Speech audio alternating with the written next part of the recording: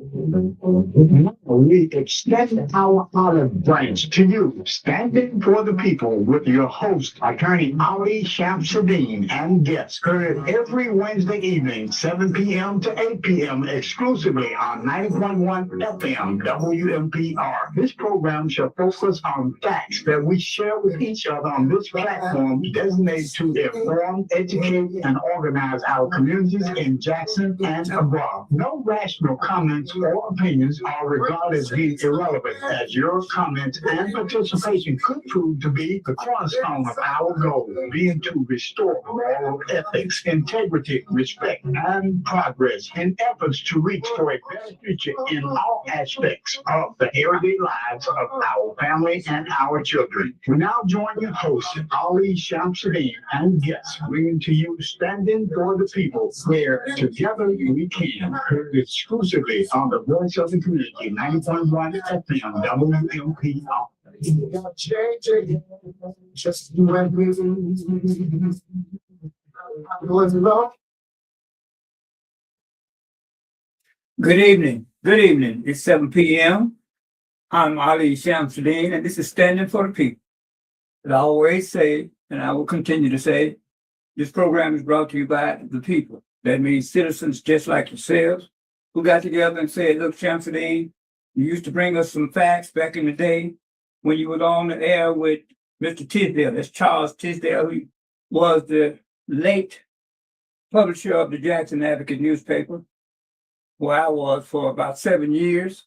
The largest African-American published newspaper in the state, and I like to say in the country, because we were distributed worldwide at that time. And one thing that you could count on with Mr. Tisdale, he was watching our government. It didn't matter who was in the office, whether they were white or black or whatever. He was one of those, he taught me how to do that. He taught me to do that. And I saw how necessary it is for us to do that. Because now that we, almost 90% of the population in Jackson, it's so very easy for us to put a black person in office. And you better believe the white community knew that. And they formulated their plan to make sure they get the right one in there that we put there. Because, we don't really have to go out in great numbers now to get a black mayor or a black person in one of these city council seats. When the former mayor, Antalamuma, was elected, he was elected with only 1,300, not 13,000, 1,300 votes. That's a good indication of how little we went out to participate in our right as citizens to go out and vote for the people who are going to be in charge of making the rules, administering the laws, spending our money, and taking care of our communities. And we've got to do a whole lot better than that. As I say, the white community, being as it is, they've had a 200-year head start on us. So they know the process and they know how necessary it is for them to get out and vote. You want to be a complete citizen. That's what we were talking about during the Civil Rights era, is that the law was keeping us from being a complete citizen. How is that? We weren't allowed to vote. The laws were made purposely against us. Sometimes, in talking to the young folk, they would say, well, I heard or I read about how they treated black folks in the South and in Mississippi. Why did they take that? So I'm going to try to answer that for them a little bit. It wasn't that black folks was afraid of white folks as such, but the law was meant and written and carried out in favor of white people. When it came to a black person, there was no such thing as self-defense if you defended yourself against a white person. That's where the laws were then. So when you look at the thing in the whole perspective, and you say, well, white folks would ride through your community and drive through and come in there and snatch people out just like they did Emmett Till. And you couldn't do nothing. No, we couldn't do nothing because the law was against us doing anything. So we have to keep things in perspective. So at that, this is why I'm saying to us, it's so important for us to get involved. You got to be involved to be a complete citizen. That is, register and then vote. And then after you vote, let the people know when you put them in these offices, you're going to watch them. You're going to monitor. We can't get complacent, as my friend Randy Wildman would say. We can't get complacent because there's a black face sitting in these positions. Because if you look around us today, we're doing worse. You hear me? We're doing worse than we were 30 years ago. That is the upkeep of our community. The upkeep of our community. So we deserve better. We deserve that our communities should be kept in a condition that is, one, safe for us to be in, two, that we can travel the streets without tearing up our vehicle, that the roadways and public areas are maintained and kept by the city, instead of us driving down our streets looking on both sides of the road like we're in some kind of forest, the weeds growing up every which way. And see, our people that thus far that we put in office have had all these schemes and plans to get rich themselves and their friends. That's why we're doing as bad as we are. And I'm going to talk about some of these things. Again, this is a call-in show. This is a call-in show. 601-948-5950. We want to hear from you because I guarantee you, when you say something on air, there's plenty of people out there who thinking just like you, and you encourage them to know, hey, I'm not the only one thinking like that. So this is a call-in show. But I tell you now, this is not a gossip show. I don't need gossip. We don't need gossip. We need facts. We need facts. So we won't be talking about no gossip on this show. We're going to talk about facts. Things that you can go and research and see for yourself. So we getting the call on already, okay? Go ahead, call you on there. You on there? How many votes did he win by? 1,300. Lumumba. Yes. I think that's incorrect. So he won about 13,000. 13,000? It was 13,000. Okay. Yes, sir. It was 13,126 votes. Okay, stay on the line. Stay on the line. Yeah. Yeah, because I say this is facts, man. We talk facts. If that's a fact, you can correlate your fact with your knowledge with the fact. And I would tend to believe that it was 13,000. You know how many citizens in the city of Jackson? Mm-hmm. Sir?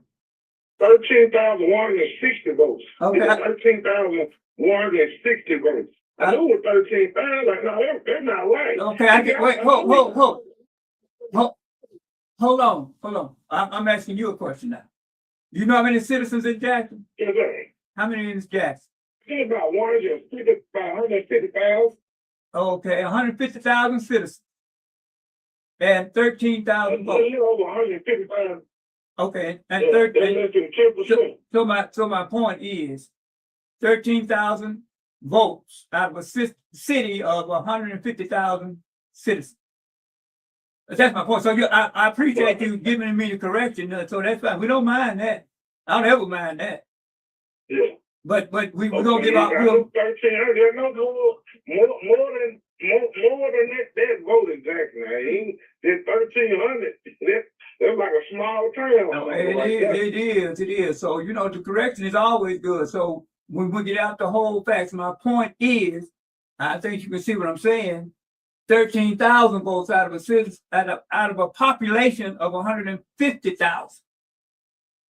That's my point. So I appreciate your correction, sir. And that is right.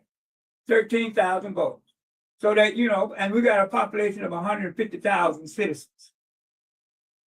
That's the point. But even more so than that, we can do better with our voting. But ever since we've been putting us in office, we've been going backwards. Backwards.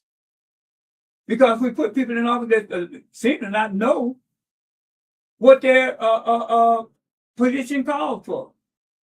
Now, as I stated before last week and the week before that, anytime the city council allows the city of Jackson to go 3 years, without an audit, they don't know their responsibility, obviously. I didn't say 3 months. I didn't say 6 months. I said 3 years. And Senator Norwood sit right here in this station, in this seat next to me, and showed me the facts, how the state legislator over there where he is, he's a state senator, had allocated hundreds of thousands of dollars to Jackson to be used to beautify and other projects in Jackson. And the only reason Jackson didn't get that money, he stated, was that Jackson had not done an audit so the legislature could see how they were spending the money that was coming through Jackson. 3 years without an audit. Now, there was a time, and I give Councilman Stokes this credit, the city council voted on a department or position, a director for someone to find a accounting firm to do a forensic audit for the city of Jackson or the city of Jackson's budget. Councilman Kenneth Stokes did that. The day that he put it on the agenda, and I was there, they pulled a maneuver. They made Aaron Banks the president that day. And we knew his sole purpose was to keep a vote from happening on that issue for a forensic audit, a position that had been already confirmed by the city council in 2023. So you have to wonder, why don't we have audits? Why? An audit tells you where you're spending your money, where the money has been spent, how much money did you have to spend in the first place? That's what everybody know that. And we're avoiding audits because I've even had city council members tell me that projects were being funded and paid for at exorbitant rates. We had, during the COVID, a company, L&N Enterprises Incorporated, that I have yet to find, got $1 million from the city of Jackson. To do what? We don't know. So this avoidance of letting us see what you're doing with our money.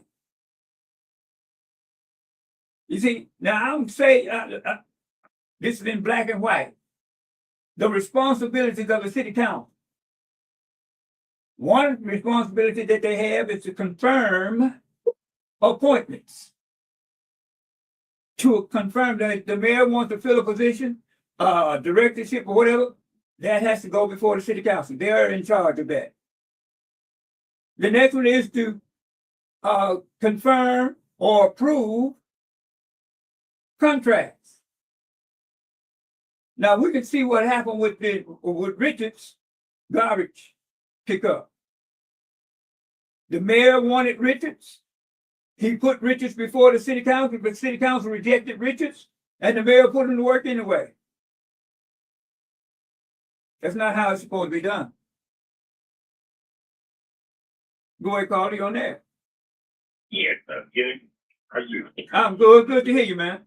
Good. I got to ask this question. I know you're saying get out there because I'm late for it.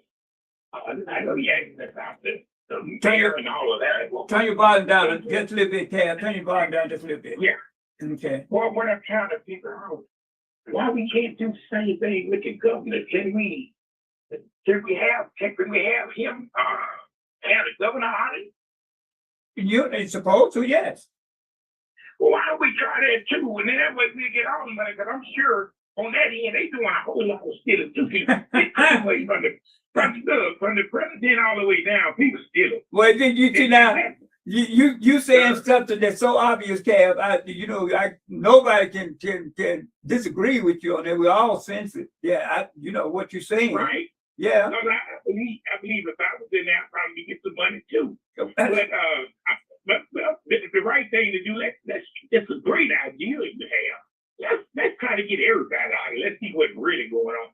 And that would be the thing. I think the people of Mississippi, not just Jackson, we get together some kind of way. You a judge, you don't have to start that thing. And let's sign some kind of petition or something to get the whole state out of everybody that handling money or whatever. And I bet you, if we have so much money, we don't know what to do. I appreciate your call, brother. Thank you. You know, I mean, that's a fantastic idea, but, you know, my theory, as we used to say in the community, sweep around your own doorstep, we right here in Jackson and Hinds County. And we always hearing we don't have any money, which is a lie. Which is a lie. The budget for the city of Jackson is $323 million. That's money. That's a lot of money. I had the comptroller here for Hinds County, who said over $300 million go through them, but $179 million allocated for the county. So when I say we talking about facts, you know, we ain't wishing and hoping. We talking about things that we need to change.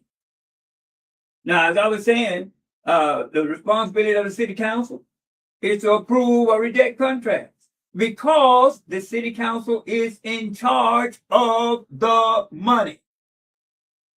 The mayor don't just get to go and spend money on big contracts without that going through the city council. Now, when Councilman Stokes put me on the agenda to fill a position that had already been confirmed by the city council, they put it on hold. And that was to do a forensic audit, to find a company that would do a forensic audit. And we used to have a company, a black accounting firm, that was put out of the way for former council member, what's my name, Lindsay?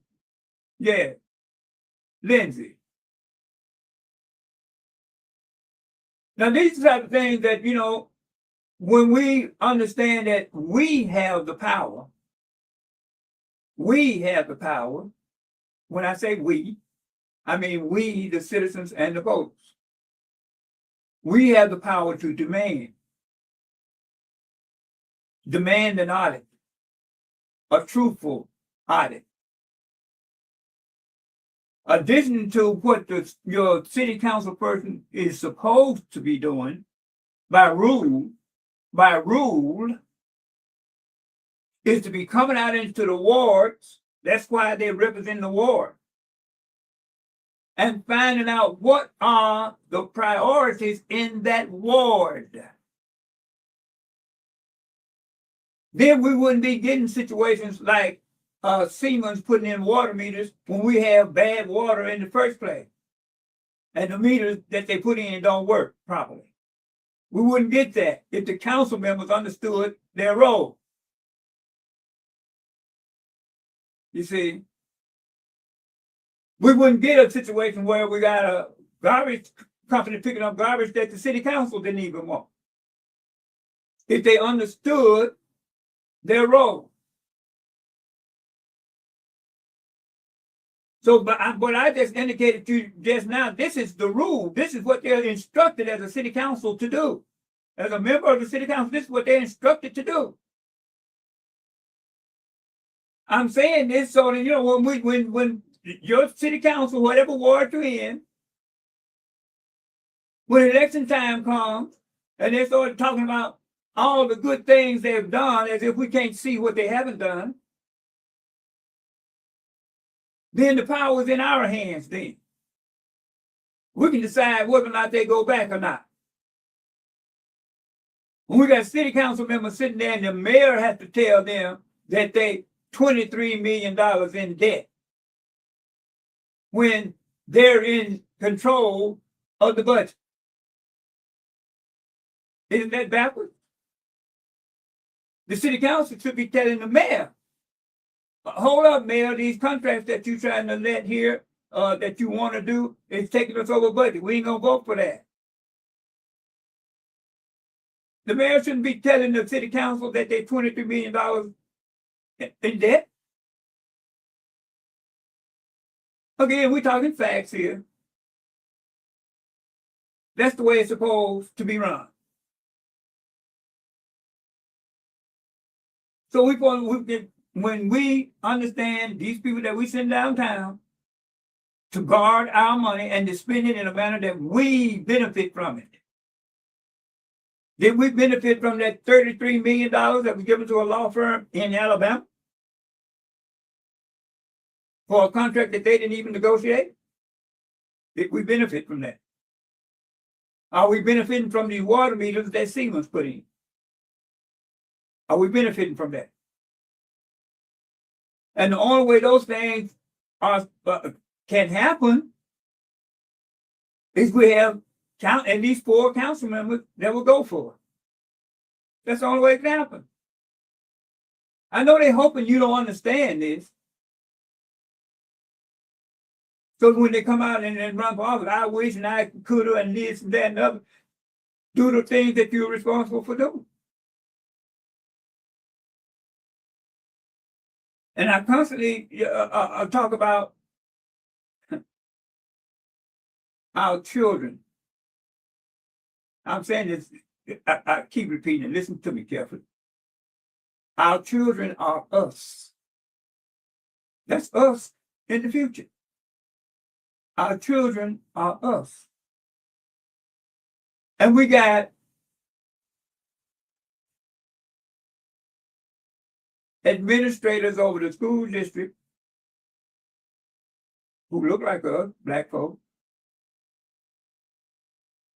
who doing everything but spending money on our children. Everything but. I did the research. They say that the average cost of running a school district with 17,000 students in the United States, the average cost for running a school district of 17,000 students in the United States of America is $299 million. I researched and looked it up. The budget for Jackson Public Schools for this year is $410 million. Almost twice as much. That's how much money they got. And they closing school, laying off teachers.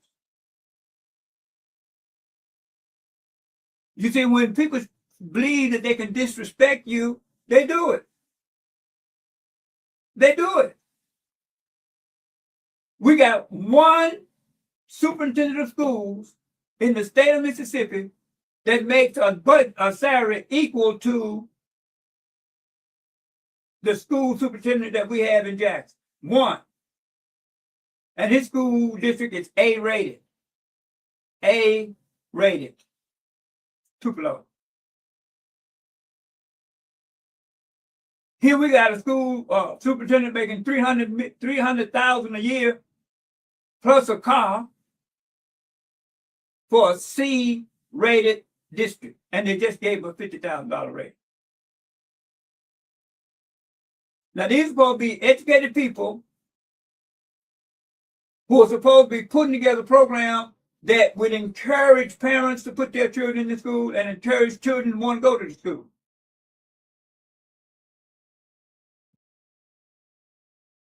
Go ahead, Carla. You're on air. Thank you for taking my call, Jared, Pastor Jackson. How you doing, man? I'm okay, Pastor. How are you? Well, man, I'm doing wasn't good. I'm not gonna complain, but you're right on what you're saying, and when laws are made, they're made to hinder you. Exactly. And they fool around when you was appointed judge, and they fool around and snatched the cover, did you wrong. So, ain't nothing they gonna, and too much you can say. They're gonna do me and you, everybody wrong if you don't go and vote. If we don't vote, and if we don't watch. If you don't vote, see, you know and I know, Jerry, when we was coming up, they would put you in jail for reckless eyeball if you was looked at a white one.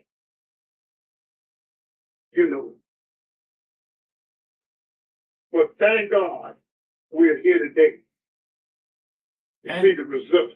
And supposed to be in control. That's the point, Reverend Jackson. Listen, now, what they got down there now, I would give 2 dead flies for it. Mash. They treat black folks like they're not human beings. And I want to say to every one of them down there, now that lady in District 2, I think her name is Miss Clay, if I'm not, I think she the only one that like to me got a little sense. But we got a plan. And the plan is,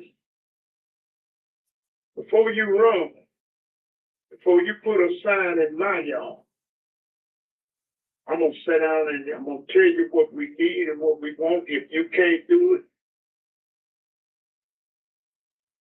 catch up with our flyway. There you go, Reverend Jackson. You have to wrap it up. I want to get some other call, Reverend Jackson. Yeah. And George, let me say this. I need you to get my number from Brother Jones or somebody and give me a call. If you would be so kind to do that. You know I will. I want you to give your number. You know I will. My brother, give your number out on the air. Right. Give it to Sherry Jones, but don't tell Sherry what me and you gonna be talking about. All right, Reverend. Sherry. All right, Reverend Jackson. Sherry's my friend. All right. We love you, my brother. Appreciate you, man. Ladies and gentlemen, go vote, and when you go vote for supervisor, vote for David L. Auction. Thank you, Judge. Thanks for calling, Reverend Jackson. You know, my thing is we need to monitor the people we put in these positions. Now, you might ask, well, how do the people get on the school board? The mayor appoints those people, and they have to be confirmed by the city council. So we don't vote for the superintendent of school. We don't vote for the school board members. They are selected by the mayor, and they have to be confirmed by the city council. And we got a school board member that represents each ward of the city. That's how it's done by law. Now we got a school district that gets $100 million. Listen to me carefully. That has a budget that's $100 million more than the city of Jackson's budget, with 17,000 students. And they're closing school and firing teachers and giving the superintendent raises each year. Now, the statistics say that a school the size of our school district should be running for just that $300 million a year. They sitting on $410 million. But they're claiming they can't rise above a sea level. So where is that money going? We're talking facts here now, numbers. The census say we got 38,000 children in Jackson, according to the census, between the ages of 5 and 18, school age. And less than, they report 17, but I've had employees of the school district saying it's less. Even bus drivers saying they don't have that many students on their buses. So we're saying 17,000 students and a budget that's $100 million more than the whole budget for the city of Jackson. And we got schools with the wiring falling out the ceiling. Some schools sometimes don't have water. Lowest paid teachers in the state. And we're giving the superintendent a raise. What? Why? Why? If the data says that put together by experts say that they should be able to run a school district like the size of Jackson for $300 million, what they doing with that other $110 million? And they close the school. You see, when the city of Jackson say we broke, $323 million is nothing to sneeze at.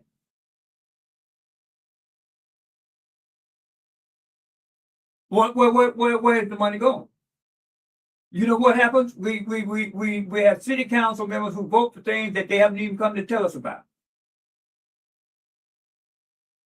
They don't explain. Their job is to come out into their wards and explain everything that they're doing down there and why they're doing it.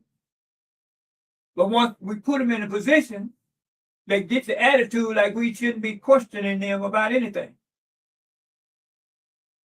That's wrong. That's wrong.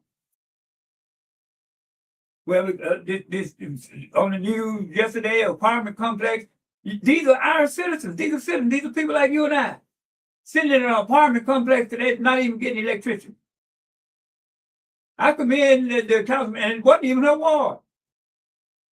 Tina Clay, council person, to go out there and try to help these people.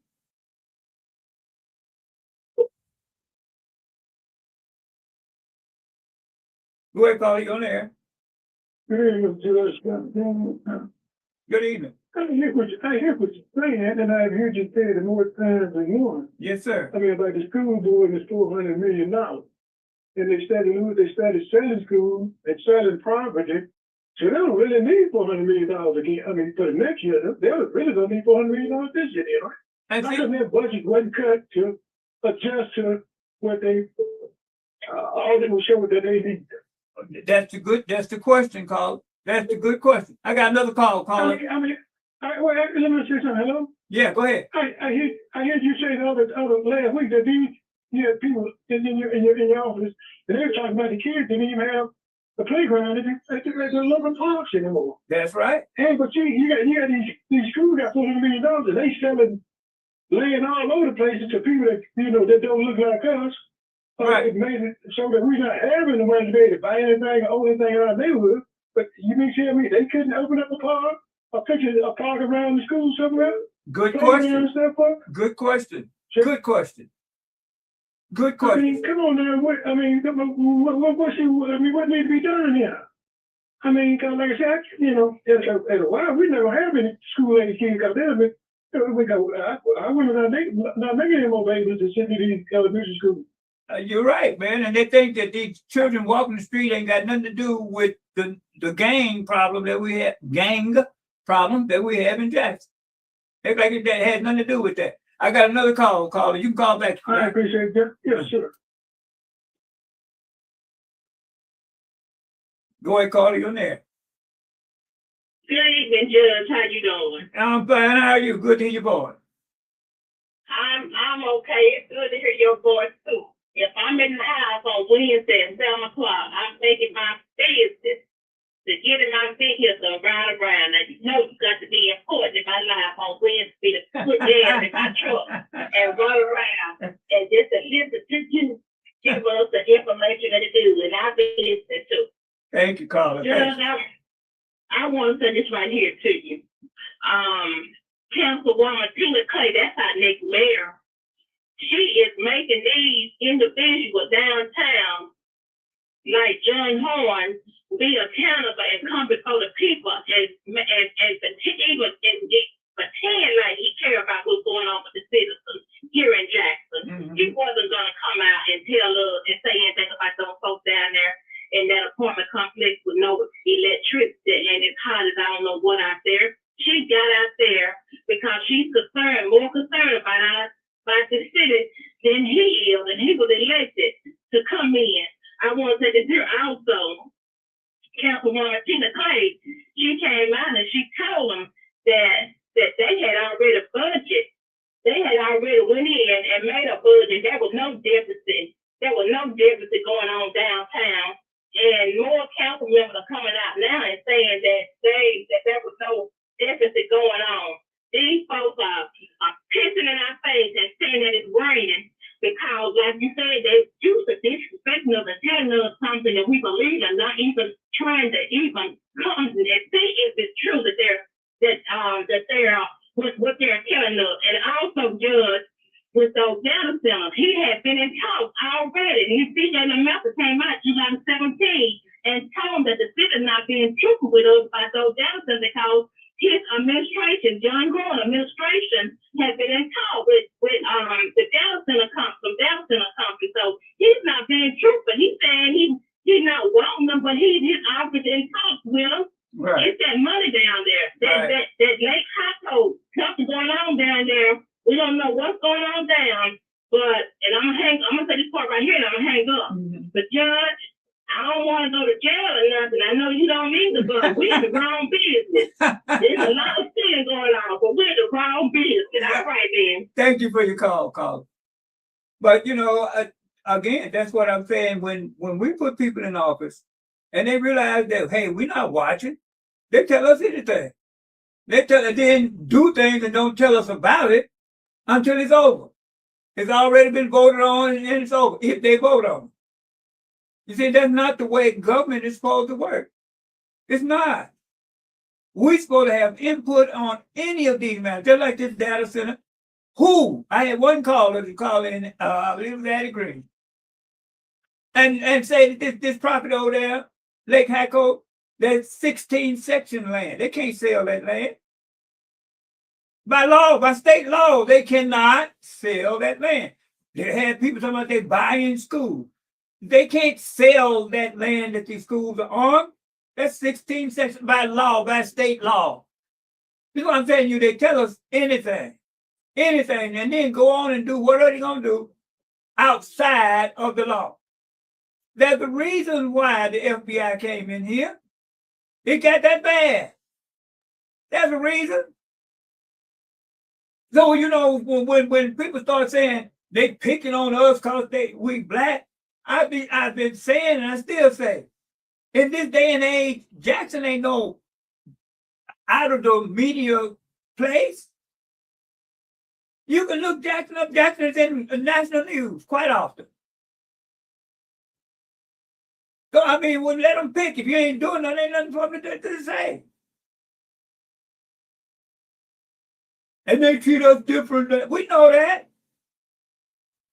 This white woman that confessed to embezzling $95 million. And they suing her civilly, trying to get this money back. And this black woman by the name of Jackson, who they say she defrauded the SNAP program out of $75,000. They're trying to put her in jail for 20 years, in prison for 20 years. We know how the disparity goes. We just can't give them room for it. We got to be clean. It's just like any other profession. I had a person tell me, I said, you're so right. You go to a black doctor, you go to a black lawyer, you go to a black professional, whether he's an accountant or whatever. In order to get that degree, we had to be on it. Nobody giving us nothing. We had to know Nobody gonna give us no, let us slide through law school or slide through medical school or slide through accounting. No. No, so and some people say, well, I don't want no affirmative action, doctor operate. What you ought to know is if you got in there on affirmative action, he gonna be better than most of the white doctors that would come see you. Had to be. Or you wouldn't be there. You see, it's time out for us listening to them make these excuses to keep us in the position that we're in. The last administration trying to tell us we didn't need a mayor. We didn't need police. And we got a gang problem. We don't need a police force. Go ahead, Carla. Good evening, Judge. How are you? I'm good. How you doing? All right. I am concerned about all these tax increase that the citizens of Hinds County, we keep getting tax increases, but we're not seeing anything being done with that money. I just want to know your all opinion as it relates to this increase we have coming up, supposedly for the jail. I would like to know more about where they're spending our tax dollars. Right. And everybody knows my voice, so it's no secret, but I'm really concerned because I am so tired of all these taxes and I'm not seeing anything being done. I would like to see some kind of revenue come in other than taxing the citizens to death. You got a great point there, sister. Thank you for your call. I got another call. All right. Thank you. Bye-bye. Bye.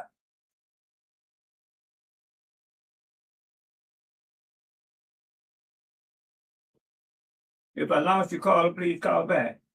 But that's a great point. And see, all that can happen is because the people we put in these positions of authority over our money, over our safety, over our school, why won't businesses want to be in Jackson? Because they don't have the protection. They don't have it. That's why.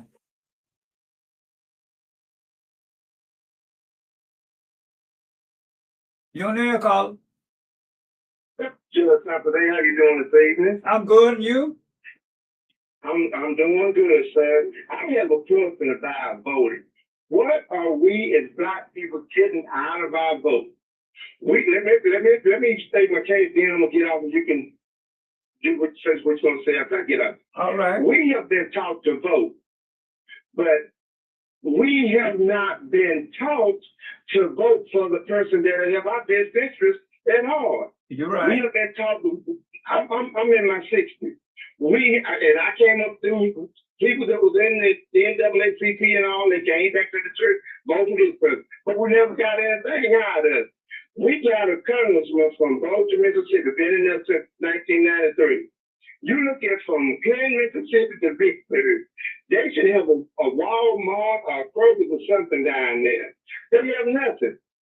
When you look at Harry Belafonte said one time that when you look at the Democratic Party, there is really nothing there. So what we need to be looking at more of not color. When somebody that's not color, look at the person that's going to do something for us when they get in the office. And don't let them go into office at 25 and at 95 and they still have not done anything for the community that they come out of.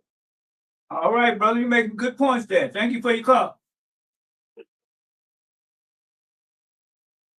Go ahead, caller, you on there.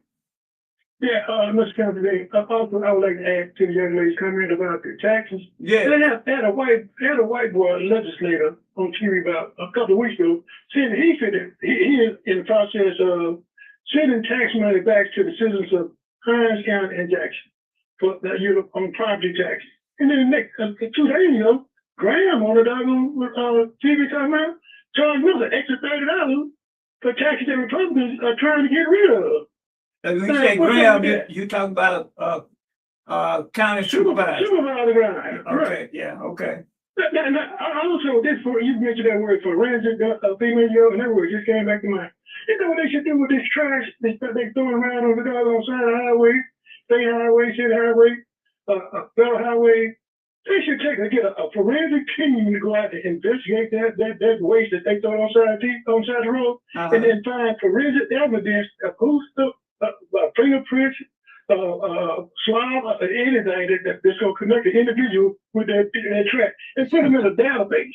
Next time they come across somebody that has some kind of unit or something in that database, in that track, some highway. Yeah. They should be fined for all the trucks that have been charged the highway. And they might stop these folks from doing it because they don't think we got a way of telling who's doing it. Yeah, well, that's a good point. Thanks for your call, Carl. You know, as I say, I appreciate the call, 601-948-5950. You know, there are others who are thinking like you. When you put it out there, that help others say, hey, I'm not the only one seeing this. Because it's so blatant. It's so blatant. You know, one thing that, you know, when white person was in these offices, sometimes they knew they couldn't be as blatant as black people in these offices. But, you know, some of that reverts back to us as citizens.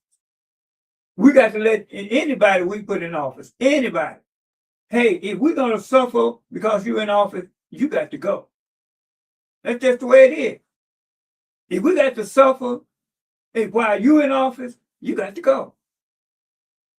You know, our children mean just as much to us as anybody else's children. That's our future. That's us in the future.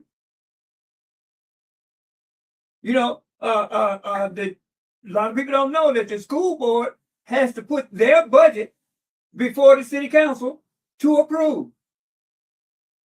A lot of people don't know that. That $410 million that they get, they're supposed to put it before the city council members. The city council members have to approve that budget after they look at it and see what they're going to do with this money. Once they approve it, they ain't got no more authority over it. Then it's in the hands of the school board and the superintendent. So we have to understand this process so we know who to look at. Okay, I followed you. I see what you didn't do. Don't be out here telling me what you're going to do, because it's election time now. We have to suffer 4 years for some of these people to come right back and tell us the same lies that they told us the first time. So when we understand, we have to register, we have to vote, and we have to watch. Watch. Now, call in and say, well, you know what? You're going to start seeing people in your neighborhood behind a table registering people to vote. You're going to start seeing that. And in that, we're going to help people, and that's what this program we're going to do. We're going to help people understand what this person is supposed to, because a lot of times people who put in these offices don't even know what they're supposed to be doing. So we're going to make sure when we put somebody in an office, mayor, city council, board of supervisors, they understand that we're going to make sure that person understands they're supposed to be making us prosper as a county, as a city. And I say, you know, we almost 40% of the population in Mississippi. We're at a point that we can decide who ain't going into these offices. They don't want us to understand that. They don't want us to understand that. Almost 40% of the population, and they think they can get in up in before the media and make disparaging remarks about the black citizens in this state. Go ahead, Carla. Yes, I got a question. I'm trying to find out why we have to pay so much for our tags and stuff. And in the other ones, like Madison and the other town of Pearl, it's cheaper. Or why is ours so high? That's a good question. And I'll answer some of that for you too. And where's money going to? All right. If you look on that receipt that they give you after you buy your tag, you'll see 1/3 of that money goes to the city, 1/3 of that money goes to the county, and 1/3 of that money goes to Jackson Public Schools. When you buy your tag and you pay $1,700 or $1,800 for your tag, that's how it's distributed. And that's a good question you asked, Carl. Thank you. These are just blatant things that they have been taking upon themselves to do, and hope that we never find out, hope that we never question. Well, we're going to put an end to that. We're going to put an end to that. You see, because when we register to vote and we understand how the power of our vote, we won't have governors who are making jokes about black folks or a United States senator making jokes about Jackson.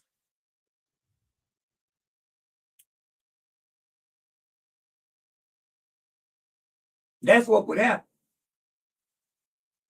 But this air of disrespect that they have been accustomed to using, we can prevent that. Go ahead, Carl. Hello. Yes, go ahead. I'm enjoying it tonight. However, we're going to have to remember, even though we might have 40% of the people in Jackson, black, African American, as you will call them, that are registered voters, we have to look at how many people actually go and vote. Yes, you're right. Because our black people actually go and vote. We have offered them transportation, the little company that I deal with. We have offered transportation there to the polls, all over the city of Jackson and back home. And then they want to stop at different stores to pick up this and pick up that. And that is not the purpose of our time. Right. But at the same time, when will our people understand that they have to go and vote? And when we talk about the fact that how we're going to change things in the city of Jackson, whether we have black or white, orange or yellow people voting, we cannot wait until after the voting has been done and someone has been elected to talk about change. Right, right. We should be talking about the change before they get elected. You're right on. I listen to the show quite often. And now, on one particular show, they talk about everything about the mayor. Why you didn't tell us all of this before? Right. If you knew all of this was going on before, what he was doing, what he was not doing, that was your time to bring it to the people. Right. Now we hear about it, and the man is there for the next 4 years unless something happens to him. And we pray nothing happens negatively to him. However, we don't have to wake up as people and realize that we have to make a stand. Right. Our churches are quiet. Our ministers, some of them are quiet. Our people are quiet. They don't want to walk. They don't want to talk. They don't want to march. They don't want to hold a picket sign or anything to say no to anything. We talked about no to Jackson Public Schools. And then this man at Jackson Public School brags about he's been there 8 years. Why in the H did we allow him to stay there 8 years? Good question. That's what I want to know. Why did the board and our people on the board talk about it and then vote for him to stay there 4 more years? And get a $50,000 raise.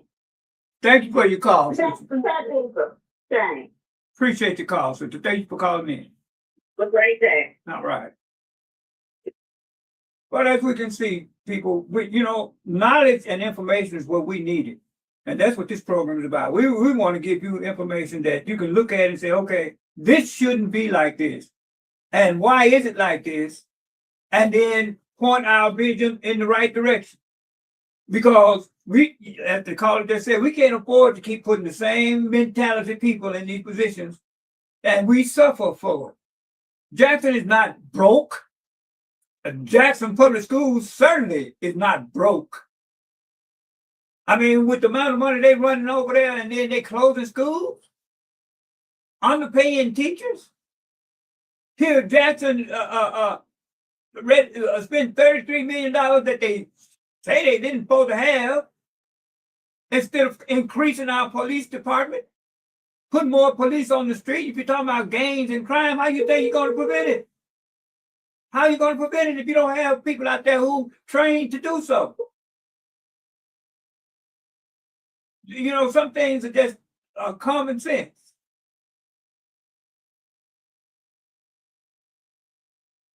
Go ahead, Carl. Hey, I know you're about ready to go out, Yeah. but I want to give a shout out to Pastor Charlie Clark at We Care Church. Reverend Pastor Charlie Clark had a sermon that said, "Who's gonna tell them?"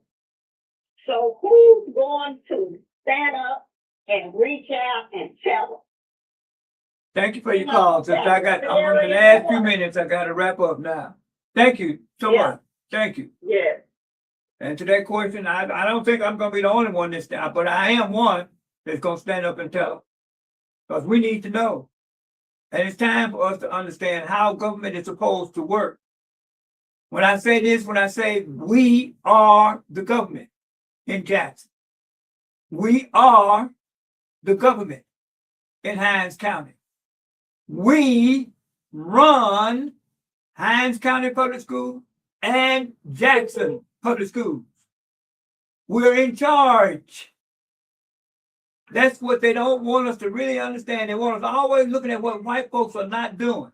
And here we are sitting over here on hundreds of millions of dollars, and our children are suffering, our communities are suffering, our streets are suffering, because they want us to think that we broke. Yes, we broke if they're stealing all the money. We broke. So when we make these people understand, we're not putting you in no office there just so that you can get rich or your friends. We're not doing it. Our communities, our lives are too valuable for that. But we're going to continue to bring you the facts here. Like I said, it's not a gossip station. Anything we say here, you can research it for yourself. Every Wednesday, 7 p.m., standing for the people. We intend to be here. Appreciate your call. Take it out, Lady Cherie.